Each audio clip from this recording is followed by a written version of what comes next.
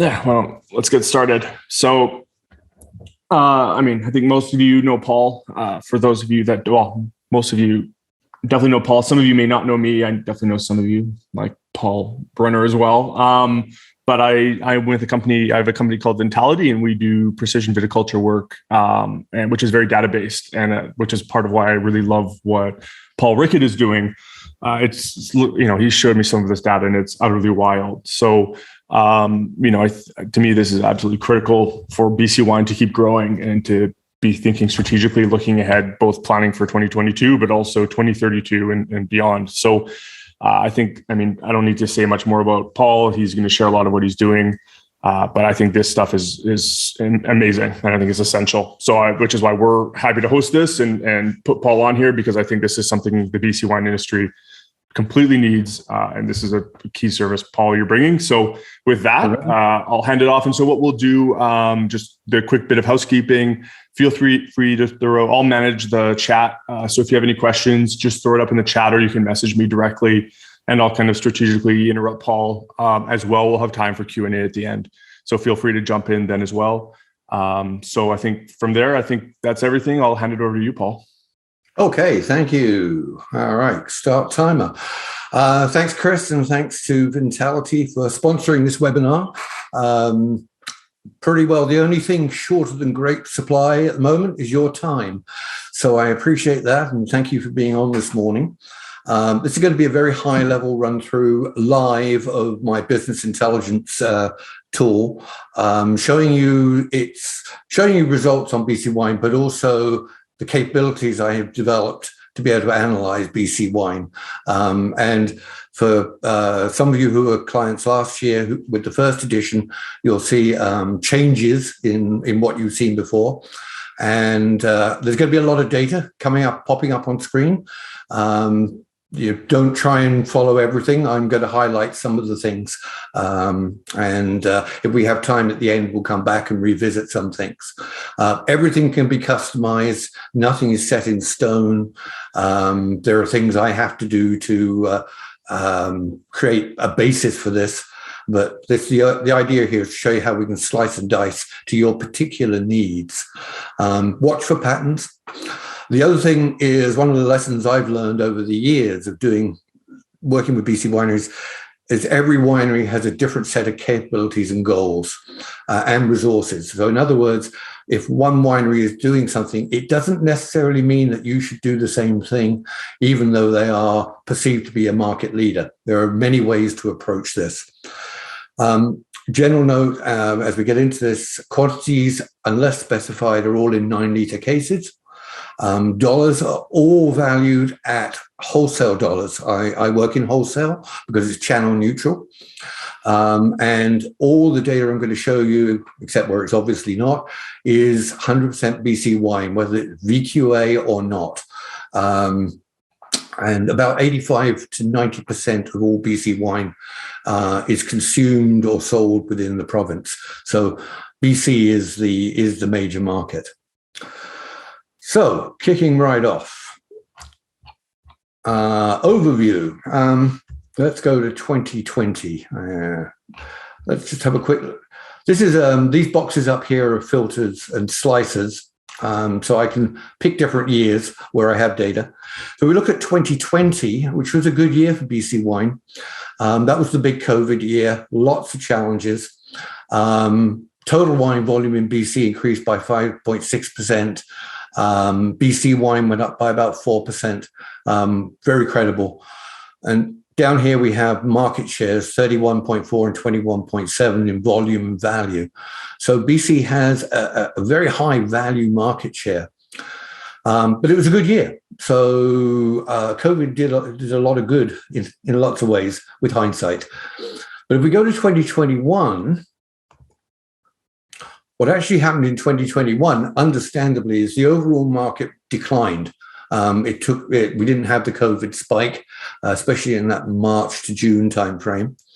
And overall, BC wine, I remember this is 100% BC wine, went down a touch, but nothing like the major market. So we maintained the gains of 2020, which is really good news. And in fact, our overall share of value and volume went up compared to imports, which is really good news. And there's even better news here for independent wineries.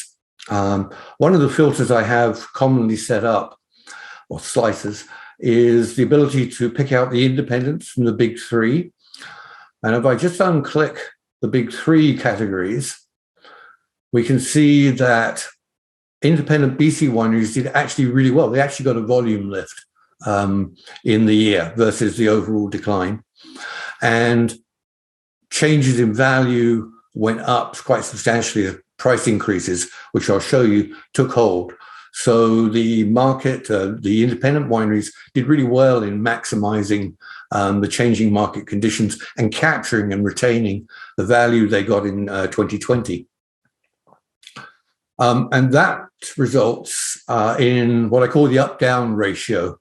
In 2020, even though we went up as an industry, for every 100 wineries that went up in sales, 130 went down as they got hit by the impact of COVID, whether it be lack of visitors and they were dependent on tasting room sales. However, in 2021, it reversed, which is really good news. And for every 100 wineries that went up by 10% or more, only 80 went down. And at 5%, it's a 1-to-1. So basically, it was a really good year for independent wineries overall. Everyone's going to have their own metrics, but it was a good recovery year. So not only have you got increased volume, you've got more wineries doing better, which is really important. Onto market share. This is a complex screen, so I'm going to take you through it a little bit. The total wine volume in BC by format. You can see over the years from 17 to 2021, 750ml doesn't change dramatically.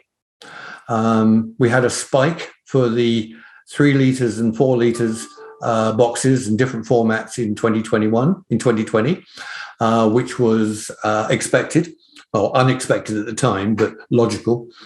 But if you look at this coming across here, BC Wine actually has a 34% market share of all 750ml red, white, pink, and sparkling wine sold in BC.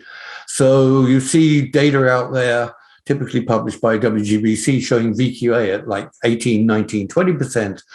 By the time you add in 100% BC wine, our market share lifts quite considerably. And you can see here different formats. We're going to explore a couple of these on the next screen. But basically, we have a really good 22.5% overall market share in the markets that in the market we play in. But remember, 95% of BC wine goes out in 750ml format, not in these other formats. Fruit and dessert wines at about 0.34% to that market share. So roughly we're at 23% overall market share. Our mix is different. Total wine sold, 36% is sold in white. We sell 43% in white, less in red, higher percentage of the market in pink, which is not surprising, as you'll see, and underperformed slightly in sparkling. But there's lots of good news to sparkling and wine in this analysis. Secondly, if we take it by price band, and these are my price bands, A is the lowest price band, H is the highest. You'll see more about this coming up. You can see price bands volumes in the price bands don't change dramatically. But down here, you see that we have major market share in these middle price bands, C, D, and E, which are really the BC wine sweet spot for economics. Making wine in band A, which is under 11 wholesale, it's not where we're very strong. And logically, we don't have a high market share. So we have these huge market shares. So a lot of comment in the past has been, oh, look, we only have 20% market share. Other countries have 60, 80% domestic market share. Well, in these bands where we compete effectively, we're getting into that zone. And this shows there are sort of market opportunity, but it's not quite as clear cut when we drive this down to variety, as you'll see. So the good news is we have high market shares. We are performing well. The half full message is that there's more risk here in being able to get more market share. It's harder to get and increase these versus claiming a whole bunch of inexpensive market share. If we go over here, this is my forecast of sales and what we'll need in the future. This big chart here is a forecast of sales in total wine sales in BC. We go up to 2030. You can see it's about 93 million litres forecast to be sold in 2030. Who knows whether that's going to be right or not? There are two big factors that will influence that, and that is population growth. Our projected population is on a straight line up. So the more people living in BC, the bigger the market. And there's a 9.97 correlation between population growth and wine sales in BC. So if we are going to keep growing population, the good news for everyone is the market's going to grow by default, regardless of anything else. On the downside, there are demographic and psychographic pressures. Are the millennials going to sour on wine, or to what extent they will? We don't know. But these two things are currently sort of in balance. And you can see the trend here is we're really right in 2021, right on forecast, with a bump above for the COVID and preceding years. But that's really good news because it gives you some confidence that the market's going to keep growing. If you can get the grapes, then you're going to have a market for them. Over here is a forecast of BC wine acreage. We had 11K acres planted in 2019, based on some very loose parameters up here, maintaining market share, having enough for out-of-province sales, wastage, tasting room use, 550 litres a short ton, 3.5 tons average acre yield. We will need by 2026, 13,500 acres in the ground, ready to meet 2030 demand. That's quite a gap from where we are today, but it does show that we're going to definitely need more acreage, or get yields up, one of the two, or a combination. Okay, now I can't see my screen. Hang on one second.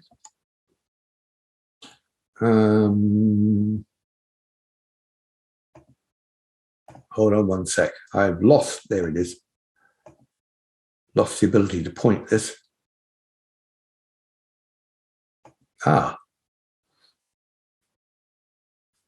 One sec, let's just do that.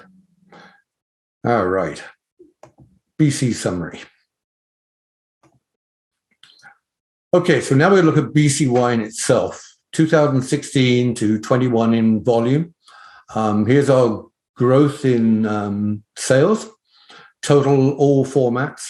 There's our 95% going out in 750 ml. This is by price band here. And what you can see over time is that in 750 ml equivalents, we pretty well stayed the same in the low price category because of box wine. But we've really moved out of the next price category, B, up into C. So we're a big shift here compared to the market as a whole, as we've garnered increased prices. And the value here in 2021, this is an index value. It's about 392 million. Actual value will be a few percent less than that, but constant growth in value. And that shows up in our average prices. At 16.79 is our average 750 ml equivalent in 2021 versus 15.90 in 2020, and only 11.65 average for imports at in the same time. Down here we have our category mix, same as previous slide, 44% red, 43% white, and our big red category is red blends.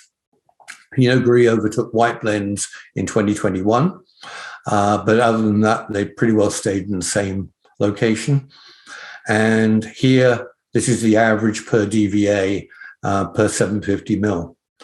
Now, what I'm going to do here, just for the heck of it, is I'm going to change our slicer here because I want to show you one thing in particular, and that's canned wine. Canned wine really, it was something I thought we should do in 2019 when I presented at Fortify. Here's what happened to canned wine. We launched them in 2020, and we had essentially a 1,000% increase in sales in 2021, which is really interesting. We'll see whether this persists, but I think this is it's certainly our most successful launch format. And if we look back a couple of slides, we actually have about 25% of the market for this format of wine. The interesting thing is the category mix in canned wine is heavily skewed to white and sparkling, very little red, and not as much pink as I would have expected. So, and that goes with the seasonality. Cans are bought more in the summer, and people want cold drinks. But it's been a very successful, for those that participated, little market, at least from a point of view of sales. If we go back here to 750 mil, you can see with these slices, I can pick out any particular format. So we're going to pick 750 mil alone. So this changes to 100%, obviously, because it's just 750. And we can see here that channel-wise, 29% of our 750 mils went out winery direct, 17% through licensees, 35% through retail, private retail. That includes Save On, all the VQA stores, the groceries, and 20% out through the GLS.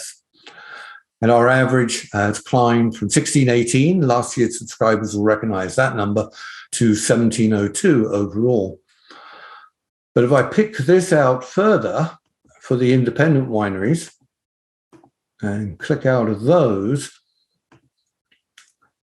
we can see that actually independent wineries are getting a substantially higher price, 1918 average for 750 wholesale versus 1819 last year. So we've got a good price bump already in 2021 with increased market share, which is really good news.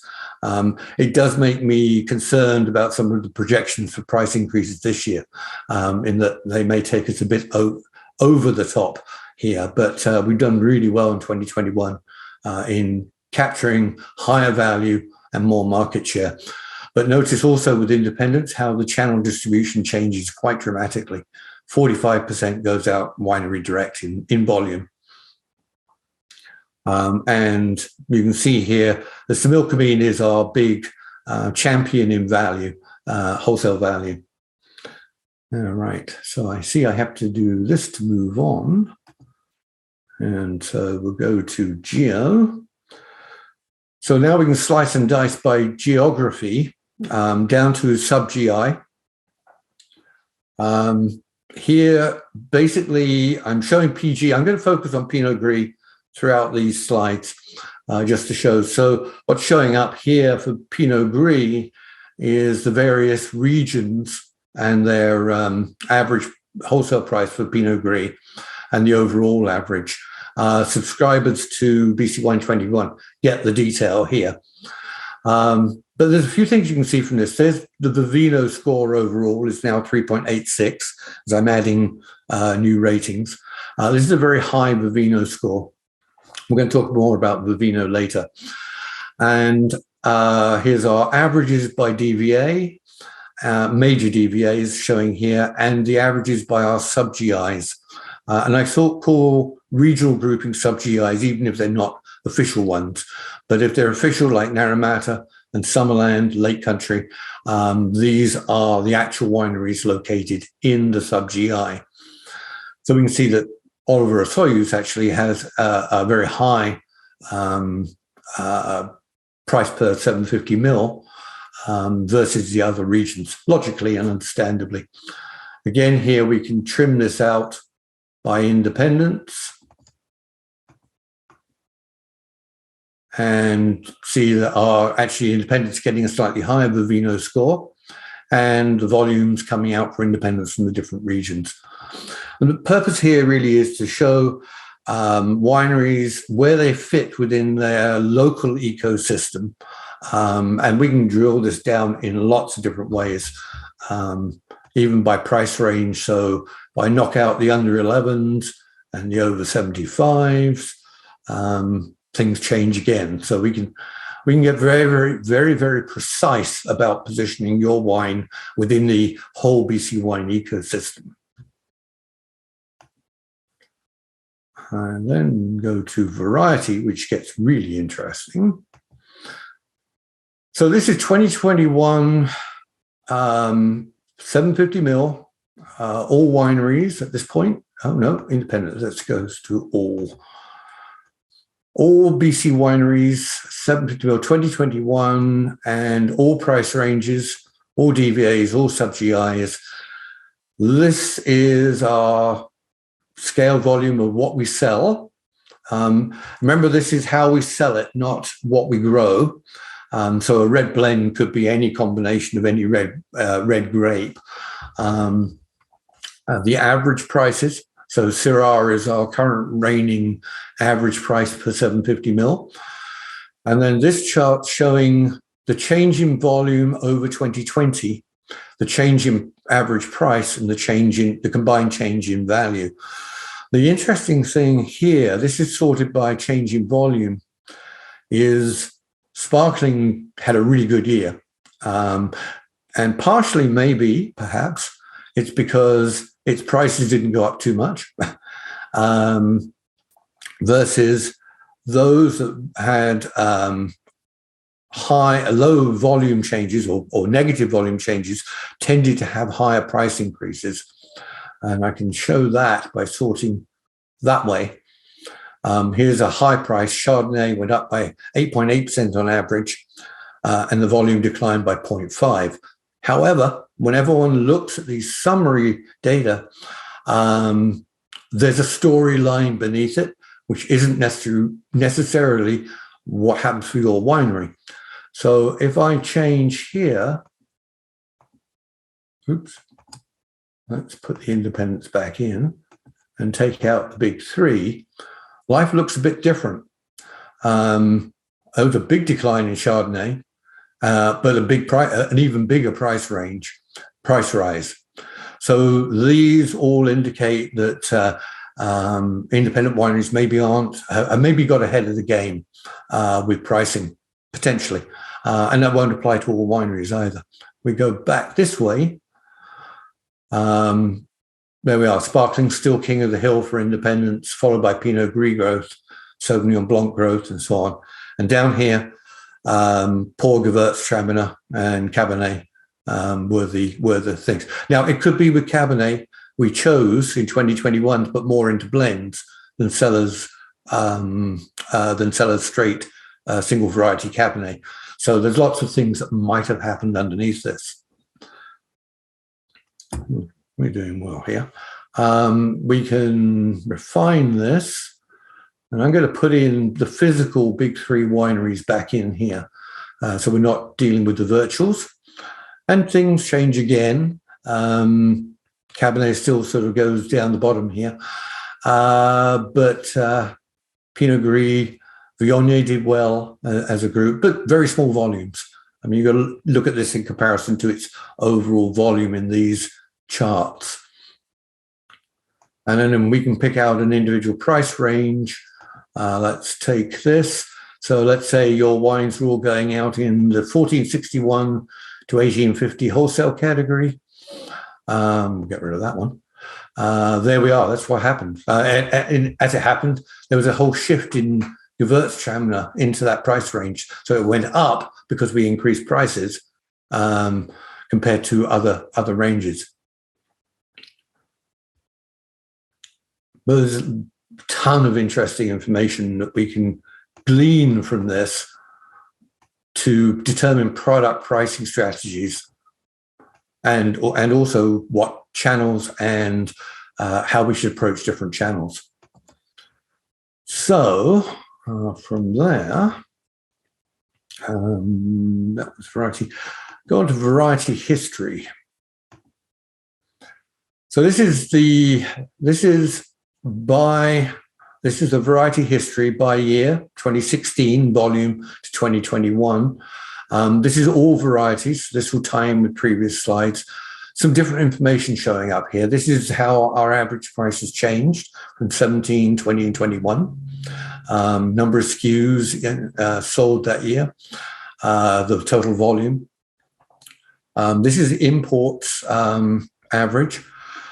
Channel distribution, again, the Vino score, the median markup. We're going to come back to markups at the end of this from wholesale to retail, winery direct price, I should say, and what our average BC prime cost that you submit to LDB is for these wines.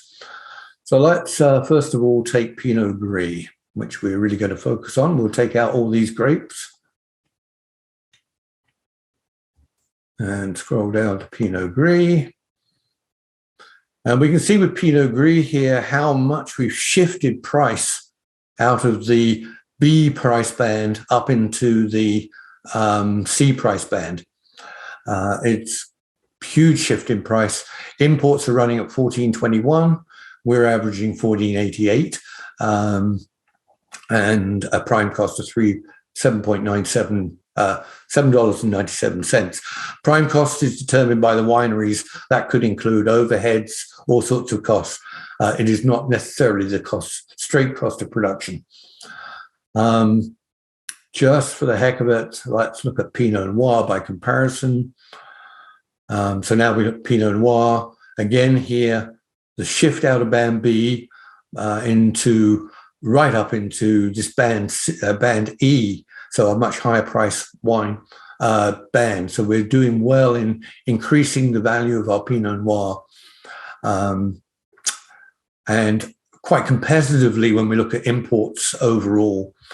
Let's just knock out that and knock out that. So this is now a direct comparison with the imports.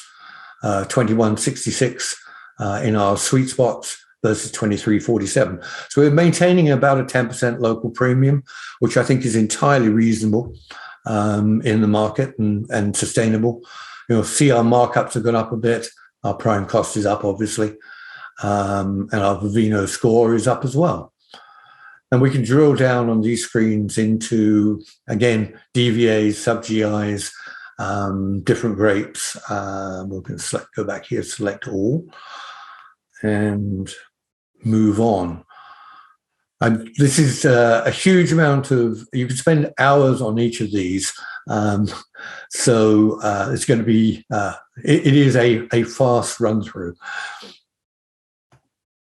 And then we're going to go to imports. We're really in BC wine sweet spots, we're competing against imports. So this is, I'm going to make sure this is set. Yeah. So I've knocked out the under 11 and over 75 for a couple of good reasons from here. So we're comparing directly BC wines priced wholesale over $11 and under 75 against imports the same way. So you can see that imports outsell us. But if you look at this chart here, we outsell imports in every category except Chardonnay, Sparkling, Sauvignon Blanc, and Cab Sav in the ones we grow here. There are others. If I scroll to the right, you can see Malbec. Obviously, imports sell more. And then we get some minor ones, Sangiovese, Zinfandel, and so on, which we do grow here, but we don't necessarily grow a lot of. So this says on the face of it that there's market opportunity against imports in Sparkling, some in Chardonnay, Sauvignon Blanc, obviously. But maybe the market opportunities in these others versus imports is not that great because we have huge market shares already. And we can drill down and change this.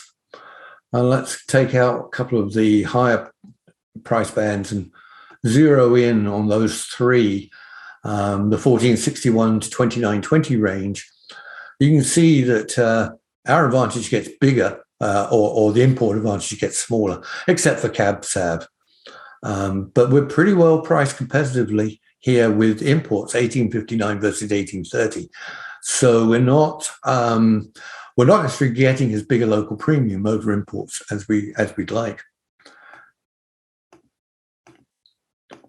But there's market opportunity here, because if I go into, let's click on Pinot Gris. Where are we? Pinot Gris. You can see the volume here. We sell 3 times the volume of imports. Huge local market advantage. But if we drop out that and that and that and that, what happens? Yeah, we're still outselling, but we're getting a local premium, a good local premium over imports. Our Vivino score is higher than imports, so we're getting, I'm going to say, consumer ratings that is justifying our premium, not just out of we like to buy local. But the next screen is where we get even more interesting. We're in, oops, wrong way. There we are. Okay.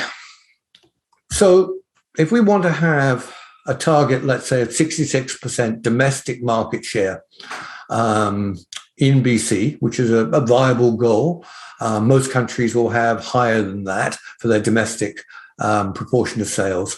That's a target ratio of 2. So in other words, 66% is twice the balance, 33%. Currently, we're at 0.8 overall. So these are ratios of where we stand. So if we have a 1.4, it means we're outselling imports by 1.4 times in that category. So 1851 to 2190. We're doing well, but it says that if we have a goal, and it's an achievable goal, we're not quite there yet. That's the good news. Down here, we've got lots of room to gain market share, but the question is, can we produce the wine in the style or in the category and the price to be able to get more market share? The opportunity may be there, it may not be attainable. So if we go to Pinot Gris,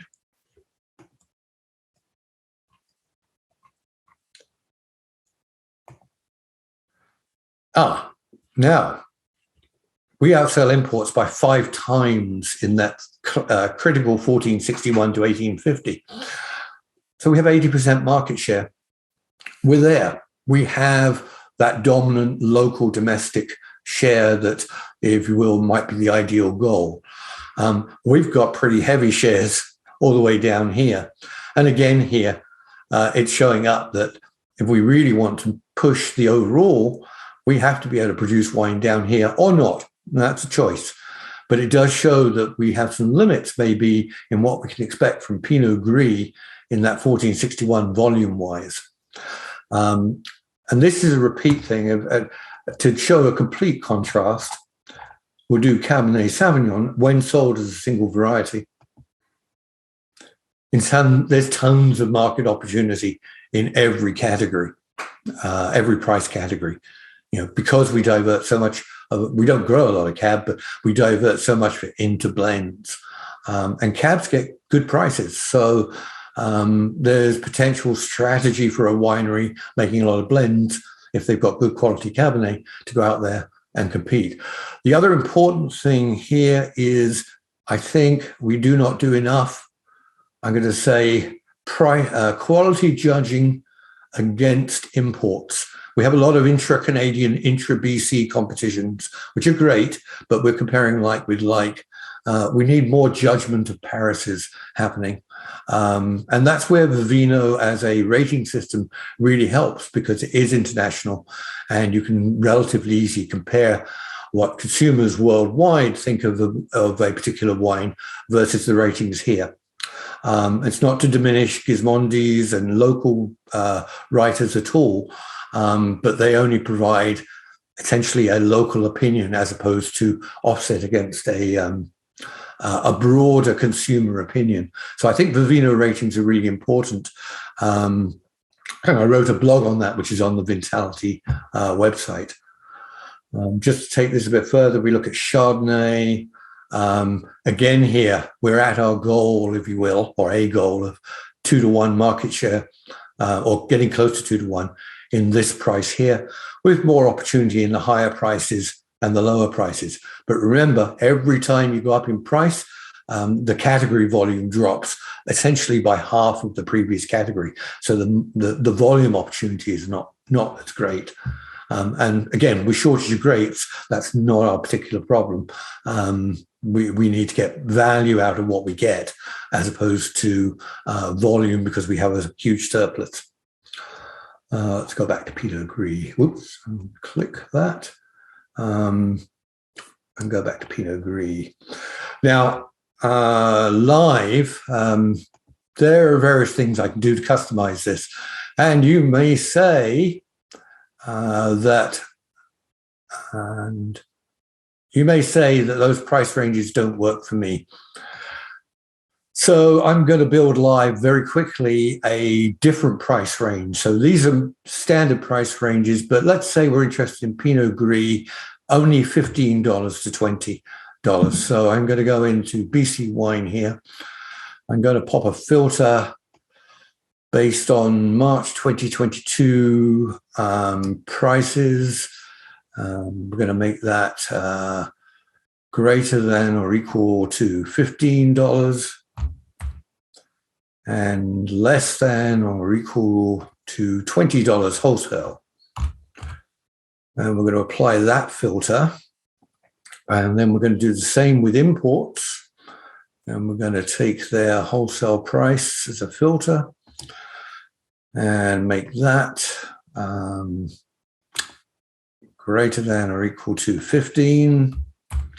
And that one less than or equal to 20. So we're crossing price bands within my system. And here's Pinot Gris. That's variety all. Let's go back here and make sure we have Pinot Gris checked.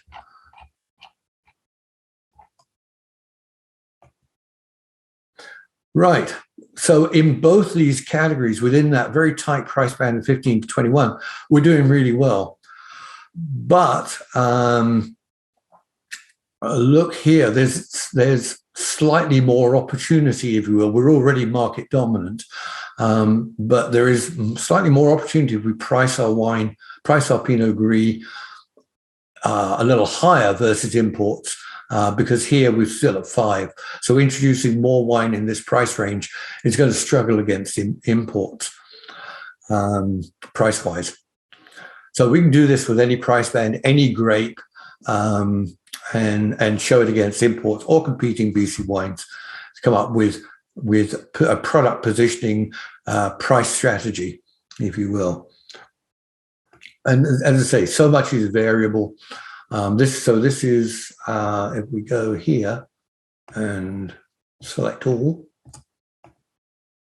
taking those same parameters here, overall across all the wines, there is definitely opportunity in these price bands to go up. One of the things I've noted looking at the imports, this is all based on SKU level data, with the exceptions of, say, sparkling and cab. A lot of the imports are basically now grapes that we do not grow here. So in other words, we're filling the demand for Pinot Gris, for red blends, for Chardonnay, whatever, that we grow a lot of here. And the imports are filling the gaps of the wines we don't grow, of the grapes we don't grow a lot of, be it Sangiovese, Malbecs, Zinfandels, and so on. Okay, right on track. Anyway, doing a live, that's showing you how easy it is for me to add these filters and do it interactively with you. We'll get rid of that and we'll go on. So then, I'm going to show you a sample here. One of the things my last year's subscribers will recognize is the scatter plots. And I put this is a static scatter plot of Pinot Gris. Blue is BC, the diamonds are imports between 10 and 21.90, selling over 100 cases. And what we were able to do with subscribers last year is do scatter plots on a custom basis, again, price band, volume, limited, and isolate things like award winners, or in this case, or we could do high Vivino ratings. So you can clearly position your wines within the spectrum of competition. And over here, just for this, I put in the top 10 import products and their Vivino score for Pinot Gris. So we can see that Oyster Bay Pinot Grigio is the top-selling import by volume. And then pretty well gets dominated by the Italian Pinot Grigios, not unsurprisingly. And then this is not quite like for like, but within BC across all brands and bands, so including the virtuals, Grey Monk is our top Pinot Gris producer. Inniskillen is our second. Poplar Grove, Tin Horn, See You Later, Wild Goose, Sandhill, Burrowing Owl, Jackson Triggs, and Cedar Creek are the top 10 Pinot Gris producers in BC by volume sold in 2021. So again, here we can slice and dice all this, but these custom scatter plots are really quite important ways of visualizing how your data looks and how you are positioned in the market. Right, and onwards to Vivino. So hopefully we're going very fast here. So as you can see, there's a lot to it. Okay, Vivino. Overall, at the moment, we're running about 3.86. I haven't finished all Vivino ratings. I've actually got 1,915 BC wines rated out of potentially probably 3,000. But those 1915 cover 3/4 of the BC wine sold. So this is a really good sample, really representative. We're at 3.86. The average for all those wines is 1641, which makes sense compared to our overall average of 1703. So at winery score, you can actually through Vivino get in and look at an average for a winery. Independent wineries come up at 3.89. The big three wineries come in about 3.9. So they're very close. 0.1, I don't think makes it does make a difference, but not a huge difference at this level. And if I break that down, it says 25 independent wineries are above average Vivino score overall and get above average BC wine prices. And that's the 1903 independent price. So of our 300 independents, 25 are super achievers, if you will. Over here, these two boxes compare the BC's top 300 selling BC wines against the top 300 imports over 11. So again, here, we're getting good ratings. We've got some support Vivino-wise from a consumer point of view that our price difference over imports is supported by consumer ratings. And then here we have the different countries and the different grapes by Vivino. So you can see we score pretty well above Vivinos in each of these.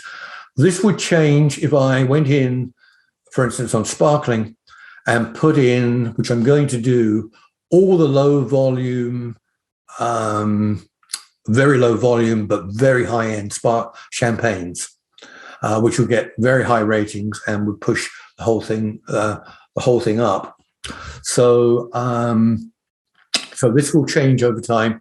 Like a lot of these things, as I refine data, I'm at the moment going back and adding subclasses to the winery classes so I can pick out organic, natural wines, orange wines, pink champagne or pink sparkling versus white sparkling and so on.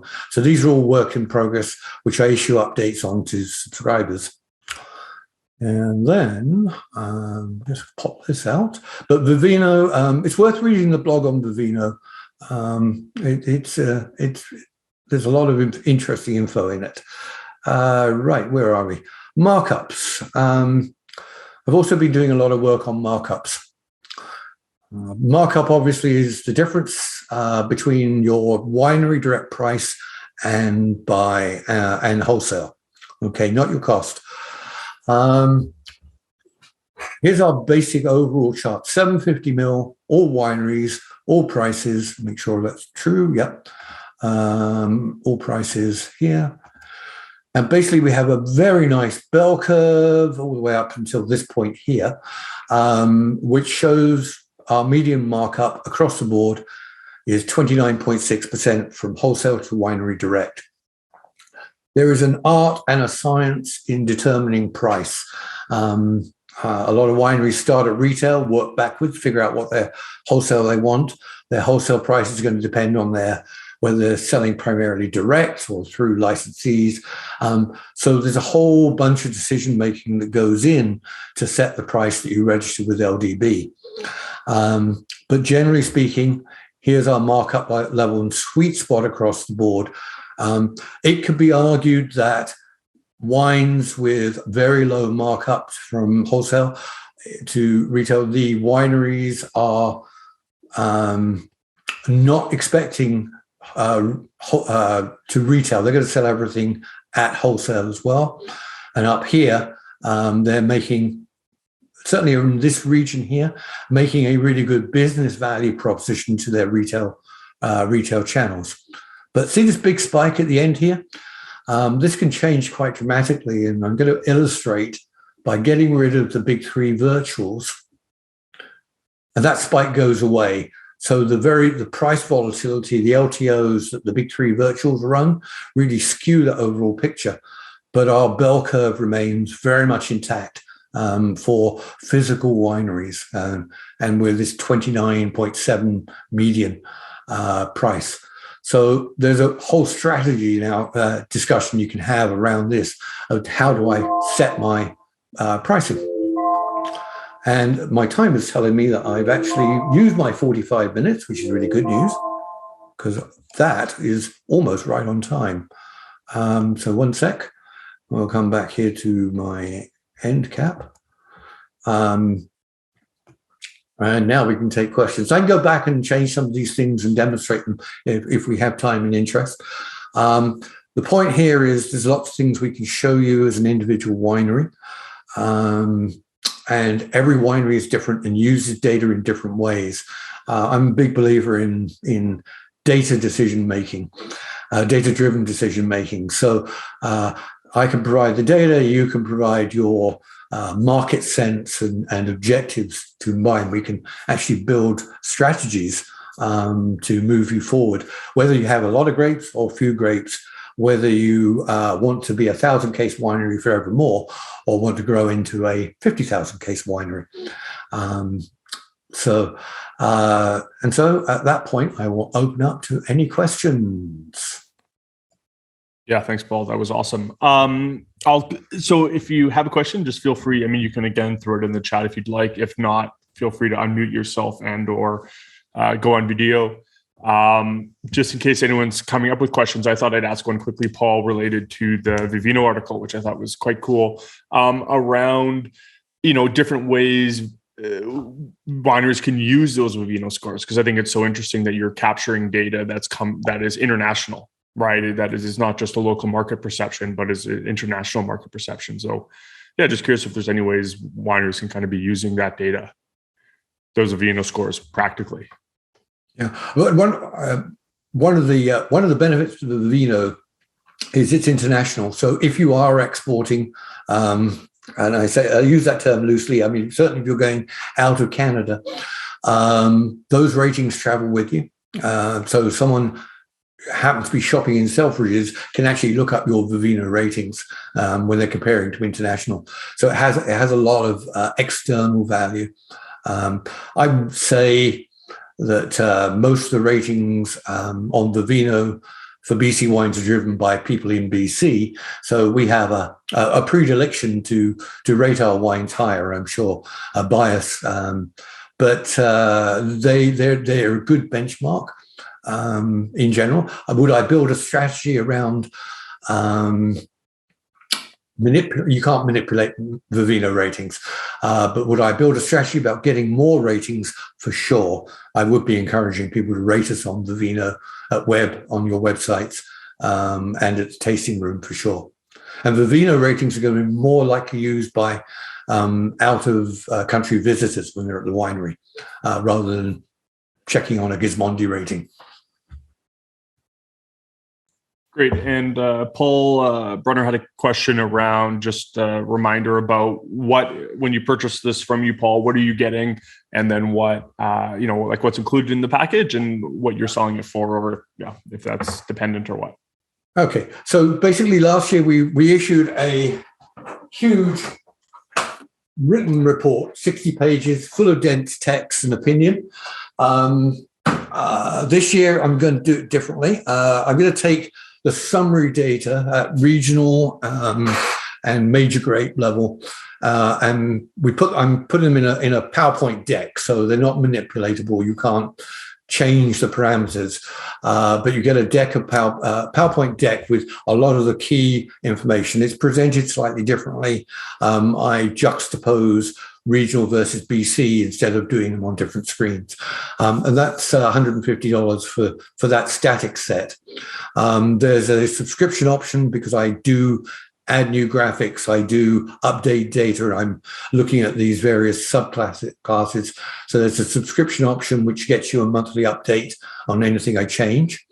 And I do believe I pretty well got it figured out that I can actually give you access to the data, a limited set of the data, so that you can actually change some of these slices yourselves. You won't be able to create new data or new filters, but that's going to be fairly costly. And for most wineries, unless you're a fairly large one, it's quicker and easier to actually sit down and talk to me directly, and certainly cheaper than going through the learning curve of taking it on board yourself. But it has become an option. But the benefit of all of this is the flexibility and the ability to drill down to very specifics for you as a winery, and create your strategy. And then he just had a quick follow-up. And when will it be available? The PowerPoint should be ready to go in a week or so. Probably in a week. I've just got to create some more things. It is annotated. There are comments on it. But I've still got a few graphs to port across. Cool. Sid Cross has a question that if we need the amount of acreage you were projecting by 2030 to meet demand, where does it go? Kind of even just broadly, do you think it's going to be pushed out into Kamloops, Similkameen, maybe VI? Where do you see there? Everywhere. I mean, there's room. Those of you who remember, about 4 years ago, I did a presentation to BC wineries saying, hey, you need more grapes. So this is not a new thing for me. And I had sort of people say, well, we can't plant any more in the Okanagan. Well, I had a conversation with Harry Water and Don Triggs at the time, and they both said, there's lots of places to plant. They may not be the optimum places. They may not be the highest quality grapes, but there are places. There's lots of places you can plant in BC, and of course, there's lots of burgeoning areas like, let's say, Lillooet, going north up into the Thompson Valley, Vancouver Island. So, do we need to plant grapes that will generate $29 wholesale Pinot Noir? Maybe not. Maybe we can plant in lower price areas grapes that will, and in densities or yield that will give us some ability to play in the lower markets and increase our overall percentage. That moves into the viticultural area where that's not my expertise. That's Christopher's. He'll tell you what you can plant where. Yeah, what I'd add to that is I think quite obviously we're seeing a change with climate change.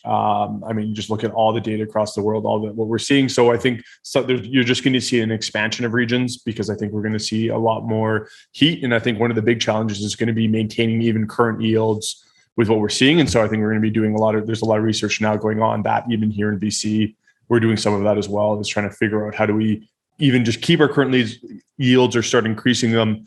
But then also I think you are going to see more regions are going to open up that are going to be more plantable, and hopefully that's going to be at an adequate quality, or to Paul's point, it may just be, some of these areas where, are going to be where we're going to be putting lower quality grapes. But there's lots of space. The very fact that there's still we're still doing lots of work with people planting new vineyards, down between, Penticton, Naramata and Osoyoos, right? So people are finding space still. Obviously, there becomes a business challenge there, but that's what I would say to that.